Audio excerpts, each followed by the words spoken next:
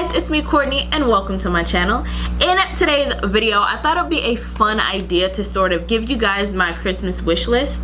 My husband always says I'm really hard to shop for, just because typically if there's something throughout the year that I see that I want, I usually get it before he has a chance to get it for me. This year I decided just to create a list of things that I want to get, and if he ends up getting them for me for Christmas, then awesome. If not, I'll end up getting them for myself later anyway. But yeah. With that being said, I'm gonna go ahead and get into the video. Alright, so the first thing that I wanted to talk about that is on my Christmas wish list is the Key Australia times JLo all-in mini sunglasses. I want the ones that are the clear one that have like the brown tannish situation going on with the gold trim. Like, I feel like they're so everyday fabulous looking, if that makes sense. I feel like their sunglasses are a really decent price for what you get. A lot of times when I look at like $100 glasses and up, I feel like it's just you're paying more for the name than anything. And I've had sunglasses in the past where I pay, you know, $5-6 for them and they literally fall apart within the week. So I don't mind paying a little bit extra when it comes to certain things. I feel like for $60 it's well worth the price. Also, I feel like they're so just classy and cute looking. The other pair that I wanted to get are called the Roadie Sunnies, and they're like a red and blue sort of ombre tint. They're sold out of it right now, but hopefully in the future they re-up on them. I feel like they're so unique. It's very rare that you find a tint like that on a sunglass or in any glasses or on anything at all ever. But because it's such a unique shape and because it's such a unique color, I really love those as well. So those two are the first things on my list. The second thing or things from the same brand that are on my list, I feel like I don't know how you guys are gonna feel about it, but for me, I really want to try it, and I'm gonna tell you why. Alright, so the next two things on my list are from Jaclyn Cosmetics. Don't at me, don't get mad, just listen, wait a minute. Okay, the funny thing is, before everything sort of popped off with that lipstick, I was going to get them and review them. Not all of them, but I was gonna get like specific shades that I was interested in. I'm not a hater by any means. Like, I don't really follow Jaclyn Hill like that, or if her name is still Hill, don't know, but like I don't follow her like that. But I do remember seeing her lipsticks video and her swatches and how creamy and just pretty they looked, so that was why I was gonna get those. And then with everything else that happened, I felt really bad for her. Like, I know people are mad and people have the right to be mad, don't get me wrong, but like, I felt bad because can you imagine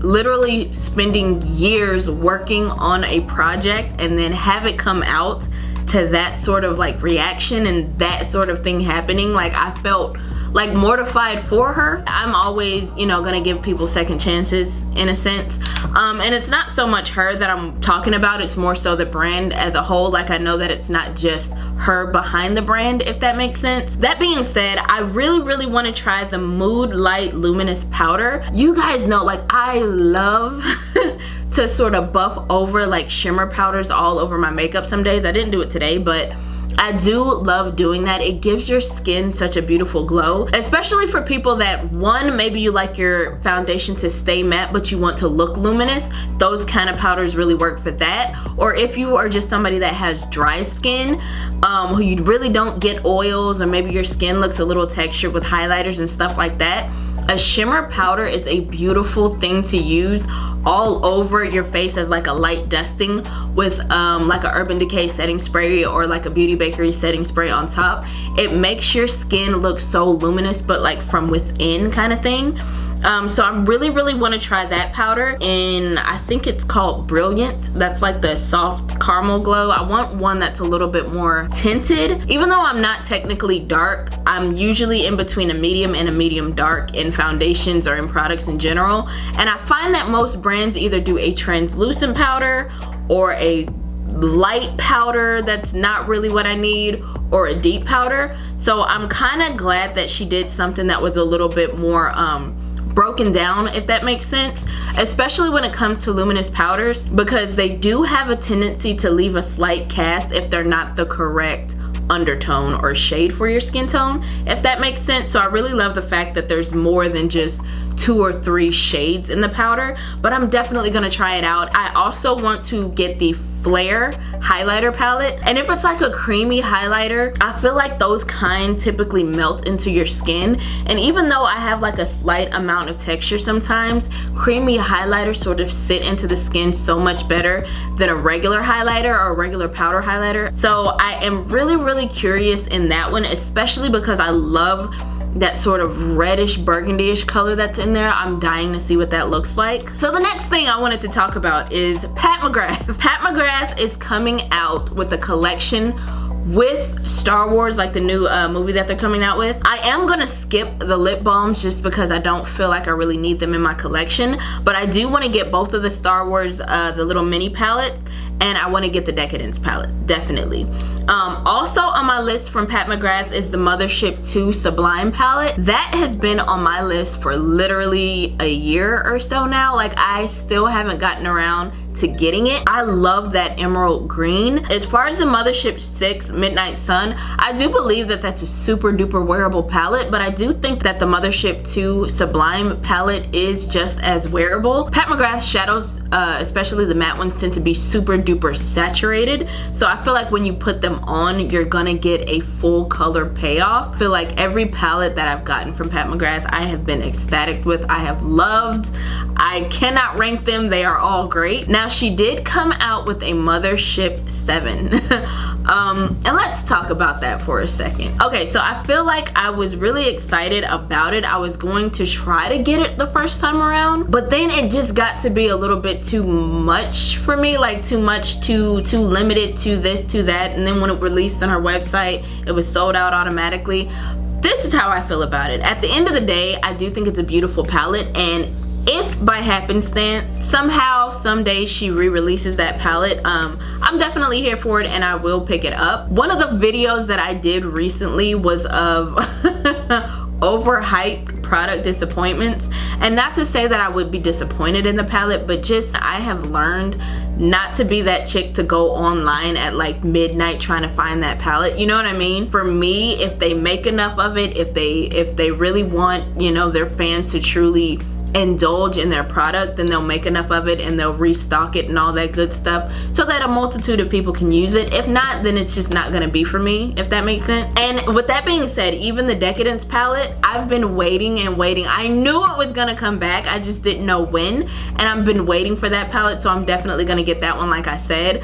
And if the Rose palette, the Mothership 7 palette does come back, like I said, I'll definitely try to pick it up. If not, then I just don't.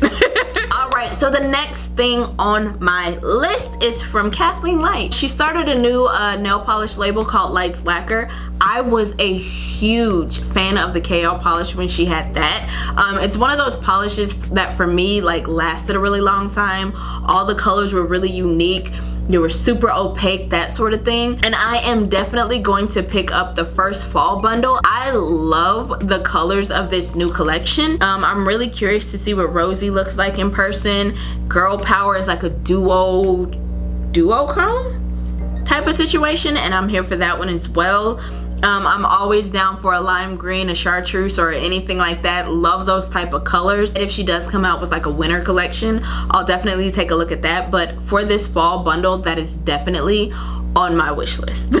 So the next thing on my list that I really want to pick up, simply because I feel like it looks amazing, all the thought that went into it, all of the everything. So from Melt Cosmetics, the Amor Eternal, the entire collection, if I can get it, minus the 3 lipsticks. The lipsticks really aren't up my alley color wise, but as far as like the palettes, both of them, as far as like the cream shadows that come in like the little pots, the highlighter, like all of it looks so beautiful. I love everything that this entire collection stands for. It's so beautiful, it's so much culture in it. Like, I am here for it. I love the thought that went into this collection, the detail that went into this collection, and I really hope that the colors are as saturated and pigmented as they look. This is literally one of those collections that have come out recently that have made me excited about makeup again. I feel like brands typically get caught up in the money, so they're constantly releasing stuff no matter how great it is or sucky it is, or just if it's just mediocre, they're just releasing to release. and that's fine. Like, I'm not gonna knock that at all. However, I feel like when you put thought and energy and time into a collection, I just appreciate it so much more, and you can see the difference. With this Amore Eternal collection, you can see how much effort went into it, and I'm here for it, and I'm definitely gonna get it. I'm definitely gonna show you guys when I do get it and show you guys some really dope looks. Alright guys, so that about does it for me as far as my wish list, so to speak, this year. If there's ever any products that you guys want me to try, let me know in the comments below. I'll definitely write that down on just my list in general of things to try out. But yeah, that about does it for me, guys. Leave a thumbs up if you enjoyed the video, if it was entertaining and all that good stuff. Be sure to like, comment, and subscribe. Share the video if the mood suits you, and I will see you guys in the next one. Bye.